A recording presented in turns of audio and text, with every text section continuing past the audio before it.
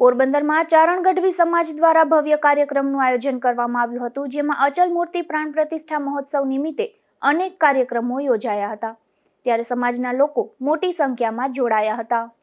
ચારણ ગઢવી સમાજ દ્વારા શુક્ર, શનિ અને રવિ એમ 3 દિવસ માટે આ કાર્યક્રમનું આયોજન થયું હતું, જેમાં પ્રથમ દિવસે દેહ શુદ્ધિ, યજ્ઞશાળા પ્રવેશ, દેવ સ્થાપન સહિતના કાર્યક્રમો બપોર સુધી યોજાયા હતા.